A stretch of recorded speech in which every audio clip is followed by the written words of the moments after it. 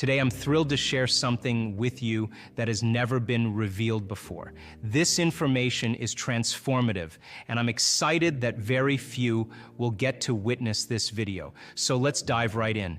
The elevated emotion is a game changer, my friends. It serves as the carrier of our thoughts. Every bit of energy, every frequency we emit carries information. Now, the key is to understand that the faster the frequency, the higher the energy. When you combine this with a clear intention, it becomes like a laser. Picture this. You're creating a more coherent signature. And trust me, we've measured this. When your brain and heart are in coherence, something truly amazing is destined to happen in your life. It's not just about feeling gratitude. We know that merely having an elevated emotion doesn't affect matter. Similarly, having a clear intention alone doesn't cut it. There have been experiments on this. The magic happens when you combine a clear intention with an elevated emotion. The emotion is the energy, the frequency, the carrier of the thought. It's like tuning a radio dial to the exact frequency of your desires. Now let's talk about intention. It's about getting crystal clear on what you want. Let's say you desire a new home or a beautiful garden. Start by surrounding yourself with images of what you want. Rip out magazine pictures, draw images, and jot down your desires. Create a visual representation of your dreams. As you focus on these images, your subconscious mind gets to work, guiding you toward them. Patience is key here. It's not about impatience. It's about experiencing life. Enjoy the process of creating, just like tending to a garden. You'll be pulling out weeds, pruning branches, fertilizing, and removing rocks. But that's the joy of creation. You get to enjoy the fruits of your labor. Visualization is a potent tool. See that dream house, that dream garden in your mind's eye. Make choices aligned with that vision. Step into the unknown and become the creator of your reality. Your body always follows your mind, and yes, it takes time. But remember, the joy is in the journey. Our senses should be the last to experience what our mind has created. The intention represents all the details, but you can summarize them into a symbol, a letter, or a single picture. Hold on to that symbol, that dream house, without attaching it to a future moment. Declare, I am, because the thought you're having is the experience. Let's dive into the amazing power of the heart. When you open your heart, something truly extraordinary unfolds. It steps into coherence, like different instruments playing in harmony, creating a beautiful symphony. This coherence produces a measurable magnetic field that expands up to 3 meters wide. Now, don't let the science jargon confuse you. It means your heart emits a special kind of energy, and this energy is significant. Picture this. When you feel gratitude with an open heart, it's like you're sending out signals into the universe. You become a broadcaster of energy, and this energy is no ordinary force. It's a pure frequency, a kind of magical energy that carries not just good vibes, but also information and intent. Let's break it down in simpler terms. Imagine your heart as a radio station, and gratitude as the music you play. Now, this music is not just for entertainment. It's powerful and purposeful. It's like a secret code that can carry thoughts about your health, your wealth, and whatever else you desire. Think of your energy as a unique fingerprint, and the universe as a vast collection of potential matches. The quantum field, as we call it, is like a treasure trove of possibilities waiting to be discovered. Now here's the fascinating part. When your energy matches the potential hidden in this quantum field, it's not a matter of if, but when you'll find what you're looking for. Let's relate this to everyday life. You know how sometimes you just click with certain people, or you find yourself in situations that feel just right? That's because on some level, your energy matches the energy of those people or circumstances. It's like finding your favorite song on the radio, a perfect match. Now, when you're in a state of gratitude and your heart is wide open, you're not just feeling good, and you're actively shaping your reality. You're sending out vibes that say, I'm open to health and wealth. It's like setting the radio dial to your favorite station, ensuring you're tuned into to the exact frequency of your desires. It's not just about wishful thinking. It's about being in tune with the energy of what you want. It's like sending out a beacon into the quantum field, saying, "This is what I'm looking for." And when there's a match, it's like the universe saying, "Got it, coming your way." Think of your heart as a lighthouse and gratitude as the light it beams. This light travels far and wide, touching everything in its path. And what it touches isn't just the outer world. It's the very fabric of the universe, influencing the energy around you. So know that it's more than just a feeling. It's a force that connects with the greater energy field around you. And in this connection lies the potential for incredible things to unfold in your life. Now, I want you to imagine this.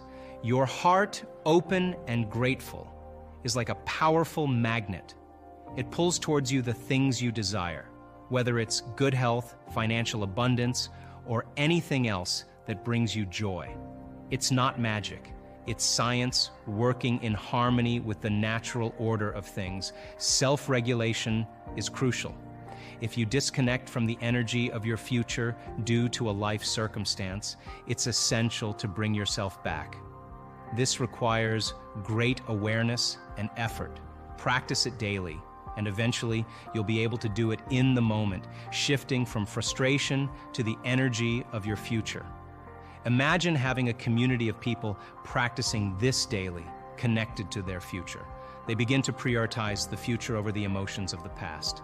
Now, let's shift gears and talk about relationships. I have a fundamental principle. A relationship should never feel like work. If you find yourself working in a relationship, something is off.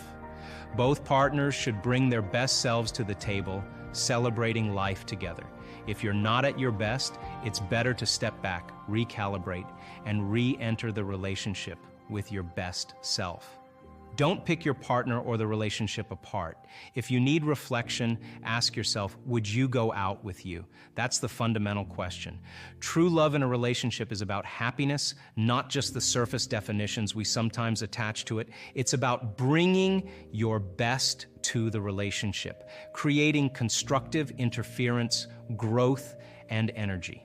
Emotional mastery is at the heart of creating love in our lives. Thoughts are the electrical charge, and feelings are the magnetic charge in the quantum field. How you think and feel broadcasts an electromagnetic signature that influences every single atom in your life. If you're living in anger, hostility, or fear, and you desire a loving relationship, there is no magnetic field for it. You must practice trading survival emotions for elevated emotions. Open your heart, practice feeling love, and make it a skill that moves you out of survival mode. What you practice feeling is what you're feeling most of the time. If you're not in love with life or yourself, and you're living in negative emotions, there's no magnetic field for a loving relationship. You become a victim to the conditions around you, and that's not where you want to be. If an event in your life triggers strong emotions and you feel altered, pay attention. Your response to the environment affects your magnetic field. If you're not drawing positive experiences back to you, it's time to reassess your emotional state. The power lies within you. Elevate your emotions, set clear intentions, and watch your reality transform. Create the life you desire, practice self-regulation, and cultivate love in your relationships. Remember, you are the artist of your reality, and the canvas is yours to paint. Now, if you trust that you can go a little further, then all of those thoughts are just thoughts in your head that you have to create coherence around. So if you stopped and you said, I am going to master this moment, forget about going anywhere, doing anything, following instructions. I'm just going to work with my body to get it back into the present moment and continue to unfold back into possibility. Here's my question. If you turn that battleship around even slightly by executing a will that's greater than that program, and you are in hot pursuit of your own freedom, and your brain and your personality is beating you up, I've had those moments. And you know what?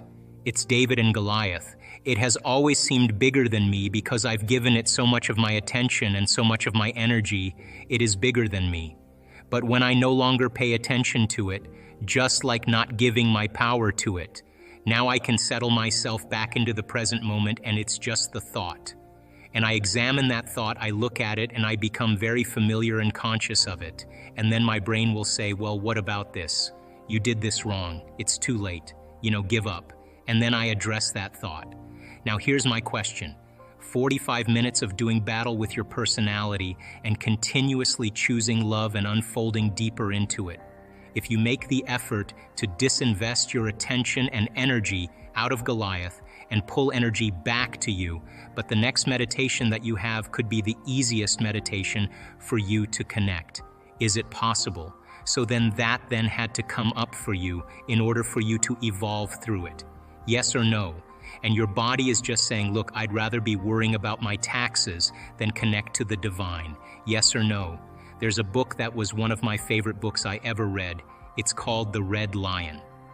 And The Red Lion is a great story of an initiate that murders an alchemist and drinks the philosopher's stone, drinks the Red Lion, the elixir of life that causes immortality. And he wasn't ready to drink this philosopher's stone. He wasn't of the right consciousness, and when he drank it, he never forgot any of his lifetimes, and he saw all his demons. And this book is this journey of this soul through different levels of every single lifetime you can imagine that you and I can relate to. And he runs into a secret society, and he becomes initiated. And there's a chapter in The Red Lion called The Kilkyard, and I asked my children to read that chapter every year. Every year they have to read that chapter because the initiate sits down in front of a statue, an inanimate statue. And his job is to animate that statue and bring it to life. Are you with me? And for years, he wakes up in the morning, makes his tea, has his breakfast, and then all day he's putting his life force and his energy into animating this particular statue. And after years, he notices it swallows. He notices it moving its finger. And the moment he starts to realize that he could take something inanimate and bring it to life, he gives it more of his attention and energy. You with me still? Until it is a walking, talking being. As we begin to create more coherence in the brain, more coherence in the heart, you're creating a very profound laser, a Wi-Fi signal that can allow you to read information. Can't read it if you're separate. You can't read it if your brain's incoherent. You can't read it if your heart's incoherent. And so the more coherence and order you have, the more the experience gets enriched, because you can't read that information unless you're ready for it. That's the point. So as people start getting through this, and they start having very profound moments, and they're now opening their heart, and they can sustain heart coherence, and they know how to create brain coherence, that's the formula. And now they have a laser. They have coherent light and information that can read information that exists beyond the senses. And the pineal gland, once activated, will transduce it into profound imagery. Whether you see with your eyes open or your eyes closed, it doesn't matter, because it's more real than anything you've ever experienced.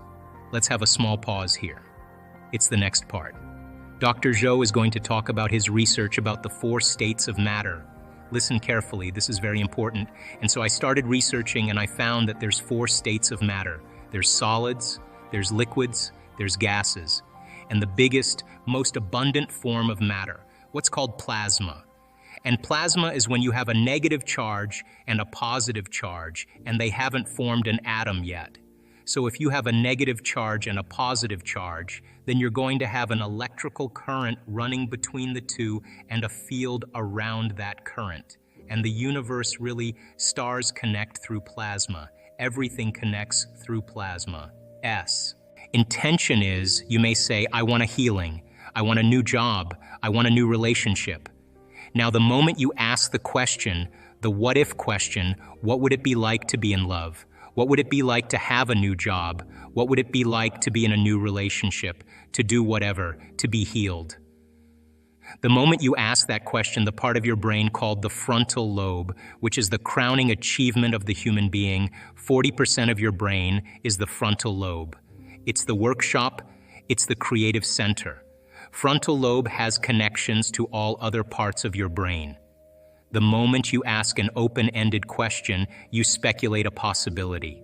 The creative center turns on, and it looks out over the landscape of the entire brain, and it begins to call up different networks of neurons that are stored in your brain based on something you've learned intellectually, knowledge, or something you've experienced in your life. Like, well, I know what it is to be in love, or I know what it is to have a good job, or I read a book about it, and it begins to call up these different networks of neurons, and then it seamlessly pieces them together to create a new idea, a new vision.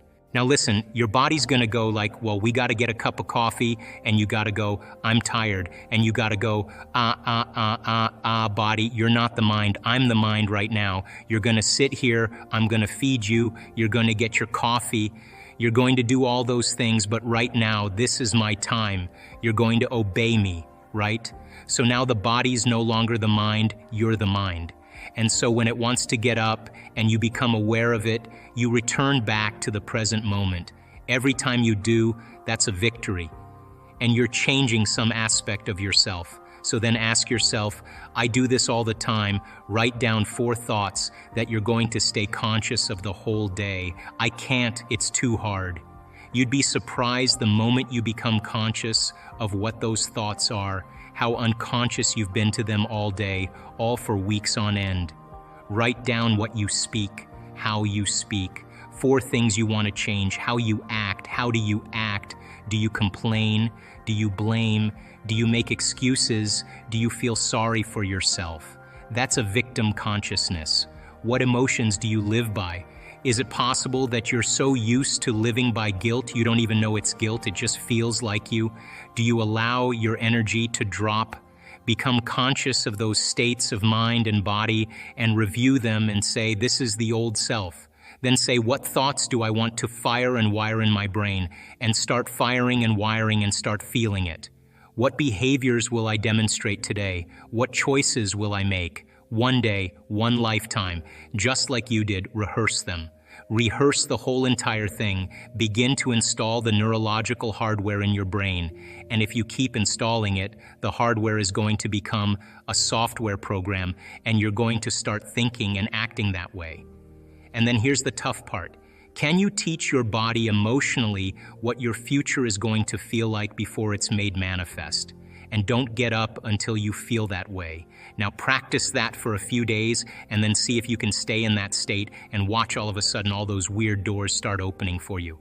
Synchronicities, whatever they are. Number 2, take time at the end of your day before you lay down, and give thanks for your life. Feel gratitude and really teach your body what it feels like. The emotional signature of gratitude means you're getting something. If I give you something that's of value, you would say thank you because you would feel it, right? So when you're receiving, you're giving thanks. So gratitude is the ultimate state of receiving. So then people only accept, believe, and surrender to the thoughts equal to their emotional state. So if you're in a state of gratitude, every thought's gonna make it right down into your body. If you're saying, I'm healthy, I'm healthy, I'm healthy, I'm wealthy, I'm wealthy, I'm wealthy, and your body's programmed the negativity, it's saying, no, you're not, no, you're not, no, you're not, thought's going to stop right here. So as you elevate your state, there are about 100-200 different chemical reactions that go on in the body that begin to restore and repair the body in a state of gratitude. And so we've done the research to prove that. 10 minutes and just feel it with all of your heart. That's it. The third thing, and very important, take time. Whenever it is, sit down, close your eyes, and begin to just open your awareness to the space around you and just sense it and pay attention to it and become more aware of it. The act of opening your awareness begins to reduce the stress hormones and creates more coherent brainwave states. I'm doing it right now. It's just a practice. It's just a practice. And the more you do it, the better you get at it. Most of our thoughts and feelings come from our past experiences. They come from our memories. In fact, your brain is organized to reflect everything you know in your life. Your brain is a record of all the things you've learned and experienced to date. It's an artifact. And when you have an experience, when you're in the midst of an experience, all of your five senses plug you into the external environment. And as your brain is processing all of this vital sensory data, all of that information rushes back to the brain, and when it reaches the brain, it causes jungles of neurons to organize themselves into networks, to string into patterns, to reflect their interaction with their external environment. The moment those neurons organize into patterns, the brain makes a chemical, and that chemical is called a feeling or an emotion. And so experiences tend to create more long-term memories because it patterns or stamps or embosses networks of neurons into very specific patterns. And then the emotional quotient helps us to remember the event. So we learn something new intellectually. We also cause networks of neurons to form. The Nobel Prize laureate Kandel in the year 2000 found that when people learn just one bit of information, they double the number of connections in their brain from 1,300 connections to 2,600 connections. So if they didn't review that information or repeat it, the connections pruned apart. So we know then that learning semantic information begins to organize circuitry in the brain, and experiences enrich the brain. The end product of experience, of course, is the emotion, and it causes us to feel certain ways. You can remember where you were on 9/11. You can tell me who you were with, what time of day it was, what you were doing, because whatever you were seeing in that moment or hearing in that moment changed how you were feeling. And the moment you felt altered or you felt differently, significantly, your brain perked up and you paid attention to whatever caused that. And that event in and of itself is called a memory. So then most of our thoughts and feelings tend to be within the neural circuitry of the past and the emotions of the past chemically. So if you take a thought, thoughts are the language of the brain, and feelings are the language of the body, and how you think and how you feel creates a state of being. So if you combine a thought and a feeling, a thought and a feeling, a thought and a feeling, and you have a series of good thoughts that are connected to a series of good feelings. That cycle of thinking and feeling creates what's called an attitude. If you have a series of negative thoughts that are connected to some pretty bad feelings, you'll say, I have a pretty bad attitude today. So if how you think and how you feel creates a state of being, then attitudes are just shortened states of being. You feel good in the morning, you feel bad in the afternoon. If you take an attitude, an attitude, an attitude, and you begin to string attitudes together, when you combine an attitude, an attitude, an attitude, you start to form what's called beliefs. Now, a belief is just a thought you keep thinking over and over again until you hardwire it in your brain. And because beliefs are based on past experiences, then the very boundaries of our beliefs are how we feel. And so when our beliefs get challenged, it typically doesn't feel right. I know from the research that we've done that the redundancy of thinking and feeling and thinking over time, for example, a person has an insecure thought, then they feel insecure. The moment they feel insecure, they think more insecure thoughts.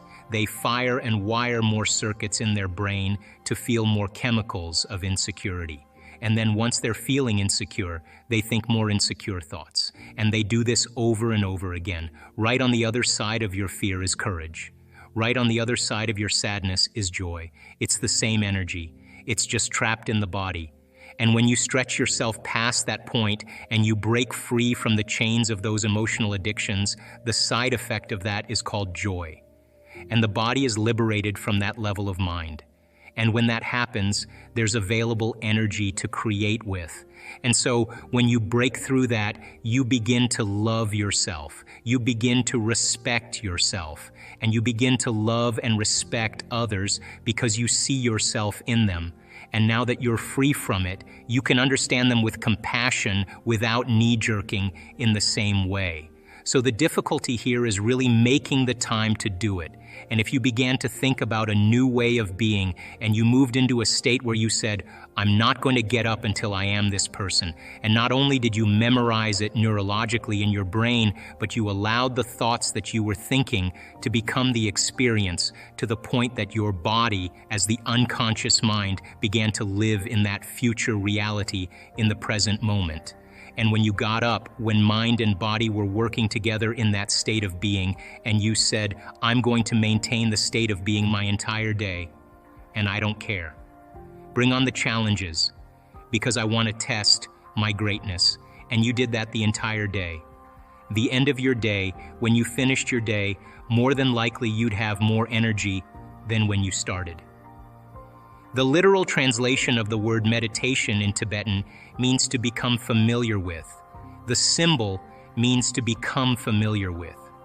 So if you're becoming conscious of or familiar with your unconscious self to the point you're so conscious of your unconscious thoughts, so familiar with your unconscious habits, and so aware of your emotions that you would never let them go by unnoticed by you. There's no chance for you to return back to the old self, to know thyself. So people wake up in the morning and they start thinking about their problems. And those problems are memories in the brain that are connected to certain people and certain things at certain times and places. So they wake up in the morning and they start thinking in the past. Now, the moment they start having those thoughts, every one of those experiences has an emotion associated with it. So when they start thinking about their problems or the problems of the world or the problems of their body or whatever it is, problems at work, they all of a sudden start to feel the correlated emotion. So now their body's in the past. So now people then get caught up in an emotion, they reaffirm their identity, they could wake up in the morning and feel nothing at all. And then all of a sudden they say, well, wait a second, I've got to get back to myself. So they start thinking about their problems, and here come the emotions. And they say, oh, now I feel like me again. So those emotions then begin to influence our thoughts. Like if you feel like a failure, you're going to think you're a failure. And when you think you're a failure, you're going to feel like a failure. And when you feel like a failure, you're going to think more thoughts equal to being a failure. And the cycle of thinking and feeling and feeling and thinking causes you to say, I am a failure. And the repetition of that process of thinking and feeling and feeling and thinking conditions the body to become the mind of that emotion. Now the emotion is stored in the body. Now the body's literally in the past. And the body, as the unconscious mind, doesn't know the difference between the actual experience that's creating the emotion and the emotion that you're creating by thought alone. Your body's believing it's in the same experience 24 hours a day, 7 days a week, 365 days a year. So then getting people out of the past is the work. So then they wake up in the morning after they reaffirm who they are, and they can't think greater than how they feel. They're in the familiar past. So if you're in the familiar past, you're going to do the things that reaffirm the emotions of your predictable future. So you wake up in the morning, you check your WhatsApp, you check your text, you check your Twitter, you tweet, you check your Facebook, you check your email, you check the news. Now you are really connected to everything that's known in your life. And then you run through a series of routine behaviors. You move around your house the same way you always do. You do all the same things. You go to the same grocery store, you buy the same food, you shop the same way, you do all these, you watch the same TV shows, and people do this for 10, 20, 30 years. Now their body's on autopilot, and their body's dragging them into a predictable future based on what they did in the past. You could actually take their yesterday and lift it up and set it on their tomorrow, which means then they've lost their free will to a program. So now the familiar past and the predictable future is called the known. There's only one place that you have to train a person to be so that they're not in the known, they're in the unknown, and that's called the present moment. So people get very happy being unhappy because they would rather cling to their unhappiness than take a chance in possibility. So stepping into that river and beginning to make a new choice and understanding that uncertainty, that unpredictability is the unknown. Now you're in that river of change, and it is the neurological, the biological, the chemical, hormonal, genetic death of the old self. People say to me, well, if there's uncertainty, I can't predict my future. And I always say the same thing. The best way to predict your future is to create it, not in the known, right there. That uncertainty, you can learn now how to regulate your state instead of living in fear, because the idea that things are going to get worse, the idea that you can't predict, the idea of being uncertain or can't control something actually sets off the stress response. So now you're in the unknown, and this survival gene is switched on. Of course, people are going out of the infinite possibilities that exist in the quantum field. They're going to select the worst scenario in their mind, right? So then what if you're in the unknown and you understand that, and now you can work back into that present moment, and you say, what thoughts do I want to fire and wire in my brain, put my attention behind? What behaviors today, one day, what behaviors do I want to demonstrate? And the act of closing your eyes and mentally rehearsing who you're going to be when you open your eyes begins to install the neurological hardware in your brain to look like you've already done it. Now, the brain is no longer a record of the past.